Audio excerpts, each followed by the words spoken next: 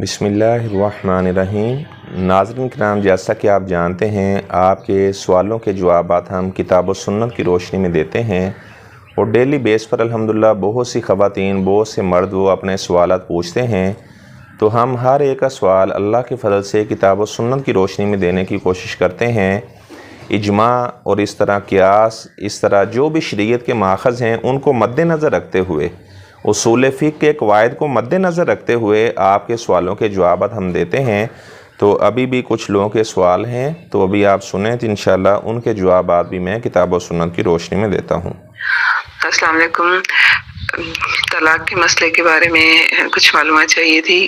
خاوند نے اپنی بیوی کو ایک طلاق دی اور ایک طلاق دینے کے بعد 1 سال تک اس سے کسی قسم کا کوئی تعلق نہیں رکھا، تو معلوم یہ کرنا ہے کہ کیا یہ طلاق 3 طلاق ہی تصور کی جائے گی، کیا طلاق واقع ہو گئی ہے، یا دونوں میاں بیوی میں مصالحت کی یا دوبارہ سے رشتے کو بحال کرنے کی کوئی صورت نکلتی ہے؟ تو جی، ابھی آپ نے بہن کا سوال سنا کہ شوہر نے اپنی بیوی کو طلاق دے دی ہے اور 1 سال گزر چکا ہے، اس کے بعد نہ دوسری طلاق بھیجی ہے، تو اب کیا ان کی آپس کے اندر صلح کی کوئی صورت بن سکتی ہے؟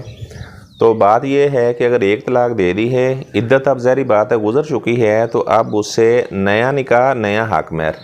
لیکن جو طلاق رجعی کے اللہ تبارک تعالیٰ نے 2 موقع دیے ہیں، ایک موقع اس سے اب ضائع ہو چکا ہے، اب دوبارہ کبھی اگر وہ طلاق دے گا تو پھر اسے دوسری طلاق سمجھا جائے گا، ٹھیک ہے۔ اس کے بعد بھی عدت کے دوران تو وہ رجوع کر سکتا ہے، اگر عدت گزر جاتی ہے وہ رجوع نہیں کرتا تو پھر بھی اس سے نیا نکاح، نیا حق مہر یہ ہو سکتا ہے۔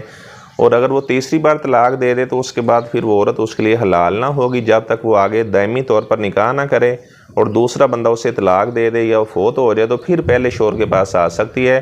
البتہ جو آپ نے سوال پوچھے ہے، ابھی یہ صرف 1 طلاق واقع ہوئی ہے، ٹھیک ہے، سال چونکہ گزر چکے ہے، تو اب اس سے نیا نکاح اور نیا حق مہر۔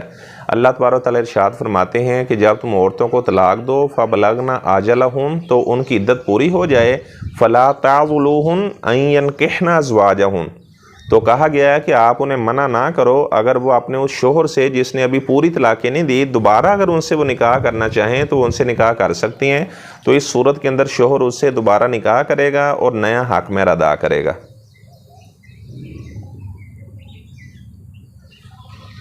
جی السلام علیکم ورحمۃ اللہ وبرکاتہ۔ جی غلام مصطفیٰ، میں بحریہ ٹاؤن سے بات کر رہا ہوں۔ اچھا، زکوٰۃ کے معاملے میں پوچھنا تھا، ایک تو میری پراپرٹی ہے جس کے اوپر مجھے رینٹ آ رہا ہے، تو آپ پلیز رہنمائی فرمائیے گا کہ جو رینٹ آ رہا ہے اس کے اوپر زکوٰۃ کا کیا طریقہ کار ہے، اور دوسری جو پراپرٹی ہے جس کے اوپر میں نے اپنی زمین خریدی ہے اور اس کے اوپر میں پلاٹ کٹنگ کر کے تو میں قسطوں پہ لوگوں کو میں پلاٹ بیچ رہا ہوں وہاں پر، تو اس کے اوپر میرا کس طرح کا جو ہوگا وہ زکوٰۃ کا کیا معاملہ رہے گا؟ اور تیسرا، کچھ جو پرانی گاؤں میں تھوڑی بہت پراپرٹی ہوتی ہے جو والد کی طرف سے آتی ہے تو وہ ہے، اس کے اوپر زکوٰۃ کا کیا طریقہ کار ہوگا؟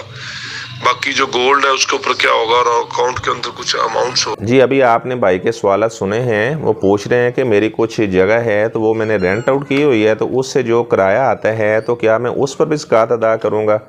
جی، جو آپ نے بلڈنگ رینٹ پر دی ہے اس بلڈنگ کے اوپر تو زکوٰۃ نہیں ہوگی، البتہ جو آپ ان سے رینٹ وصول کر رہے ہیں اگر اس میں سیونگ ہے، وہ آپ سیو کر رہے ہیں، تو پھر سال کے بعد آپ اس کرائے میں سے زکوٰۃ ادا کریں گے۔ لیکن اگر وہ آپ کے گھر کے اخراجات میں استعمال ہو جاتا ہے تو تب اس کے اوپر کوئی زکوٰۃ نہیں ہوگی۔ اور دوسرا آپ کا سوال یہ ہے کہ جو آپ نے پلاٹ وغیرہ لوگوں کو آپ بیچ رہے ہیں اقساط کے اوپر، تو وہ آپ اس کی کرنٹ ویلیو چیک کریں، جتنے وہ کروڑ کی جگہ ہے تو اس حساب سے پھر آپ ہر لاکھ میں سے 2500 روپے زکوٰۃ ادا کریں گے۔ اور جو گولڈ کا آپ نے پوچھا ہے، 7.5 تولے اگر آپ کے پاس سونا موجود ہے تو آپ پھر اس میں سے، یعنی آپ دیکھیں کہ آج کل سونے کا کیا ریٹ ہے، 2,20,000 بالفرض، تو 7.5 کو آپ اسے ضرب دیں، جتنی اماؤنٹ بنے ہر لاکھ میں سے 2500 روپے آپ زکوٰۃ ادا کریں گے۔ اور جو بینک کے اندر پیسے موجود ہوتے ہیں اکاؤنٹ میں، اس کی بھی زکوٰۃ ادا کرنی، یہ نہیں کہ ضروری کہ گھر میں موجود ہے تو اس کی زکوٰۃ، اگر بینک میں تو اس کی زکوٰۃ نہیں، اس کی زکوٰۃ بھی ادا کریں گے۔ اور جو گاؤں میں پراپرٹی وغیرہ والدین کی طرف سے ملتی ہے، اگر تو وہ آپ اس میں رہ رہے ہیں تو ظاہری بات ہے اس پہ تو پھر رہائشی جو مکان ہوتا ہے اس پہ تو کوئی زکوٰۃ نہیں ہوتی، لیکن اگر آپ نے وہ بھی کرائے پر دیا ہوا ہے تو اس سے جو کرایہ وصول کر رہے ہیں اس کرائے میں سے پھر آپ زکوٰۃ ادا کریں گے، اگر آپ کے پاس نصاب کو مال پہنچا ہوا ہے۔ تو اگر وہ میں نے بتایا کہ آپ جو کرایہ وصول کرتے ہیں وہ ماہانہ جو آپ کے گھر کے اخراجات اس میں استعمال ہو جاتا ہے، تب اس میں پھر کوئی زکوٰۃ وغیرہ نہیں دینی ہوگی۔ السلام علیکم ورحمۃ اللہ۔ اشکار صاحب، تھوڑا سا گفتگو کے بارے میں پوچھنا تھا کہ اعتکاف میں بندہ کس طرح کی گفتگو زیادہ سے زیادہ یا کم سے کم ہو؟ جی بھائی پوچھ رہے ہیں کہ میں نے اعتکاف بیٹھنا ہے تو گفتگو کرنے کی کیا اجازت ہے یا اجازت نہیں ہے؟ تو ظاہری بات ہے بلا ضرورت ویسے بھی بولنا منع ہے۔ جو بلا ضرورت بولتے ہیں ان کا دل سخت ہو جاتا ہے، اور سخت دل لوگ اللہ تعالیٰ کی رحمت سے دور ہوتے ہیں۔ ہاں البتہ اگر آپ نے کوئی ضرورت کی بات کرنی ہے یا کوئی آپ نے مسئلہ وغیرہ پوچھنا ہے تو آپ پوچھ سکتے ہیں، ضرورت کی بات کرنے کی اجازت ہے۔ بلا ضرورت باتیں عام حالت کے اندر بھی کرنا منع ہے، تو اعتکاف کے اندر تو بالولا ہے ایسی باتیں کرنا منع ہے۔ اور دوسرا، آپ اعتکاف میں زیادہ سے زیادہ قرآن مجید کی تلاوت کریں، اپنے لیے دعائیں کریں، امت مسلمہ کے لیے دعائیں کریں، اپنے والدین کے لیے دعائیں کریں، بیوی بچوں کے حق میں دعائیں کریں، زیادہ سے زیادہ ذکر اذکار کریں، باتیں کرنے سے اوائڈ کریں، یہی زیادہ بہتر ہے۔ السلام علیکم۔ اچھا، آپ نے کہا کہ صدقۃ الفطر جو ہے وہ اس لیے ہے کہ اگر ہم سے روزے کے دوران کوئی غلطی کوتاہی یا کچھ بھی ہو جاتی ہے تو ہر بچے پر، ہر بڑے پر لازم ہے۔ اب ایک چھوٹا بچہ ہے جو روزہ ہی نہیں رکھتا تو اس نے تو کوئی غلطی ہی نہیں ہے، اور اگر کی بھی تو اس کا تو روزہ ہی نہیں ہے، تو پھر یا جو پیدا ہوا ہے بالکل چھوٹا ہے اس کا بھی ادا کرنا ہے۔ جی بھائی صاحب پوچھ رہے ہیں کہ چھوٹے بچوں کا بھی ہم صدقۃ الفطر ادا کرتے ہیں، اور اس کا فلسفہ یہ بیان ہوا ہے کہ روزے کے اندر جو آپ سے کمی کوتاہی ہو گئی ہے اس کا ازالہ ہو جاتا ہے صدقۃ الفطر دینے سے۔ چھوٹا بچہ تو روزے رکھتا ہی نہیں ہے۔ تو بھائین بات یہ ہے کہ ہم چھوٹے بچے کا جنازہ پڑھتے ہیں۔ ظاہری بات ہے چھوٹے بچے کا، جو بھی بلوغت سے پہلے بچے فوت ہو جائے وہ جنت میں جاتے ہیں، ان کے تو گناہ ہی نہیں ہوتے۔ تو بات یہ ہے کہ ان کا جنازہ کیوں پڑھتے ہیں؟ والدین کے درجات کی بلندی کے لیے۔ تو یہاں پر بچوں کی طرف سے ہم اگر فطرانہ ادا کر رہے ہیں تو والدین نے جو روزے رکھے ہیں اگر اس کے اندر کمی کوتاہی کوئی رہ گئی، انہوں نے اپنا فطرانہ تو ادا کر دیا ہے، اب مزید ان کے روزے کو پالش کر دیا جاتا ہے۔ بہت عمدہ قسم کا روزہ جو ہے نا اللہ تعالیٰ کے یہاں اس کی عبادت تصور کی جاتی ہے، جو اس نے روزہ رکھا ہوتا ہے، جو چھوٹے بچوں کی طرف سے صدقۃ الفطر ہم ادا کرتے ہیں۔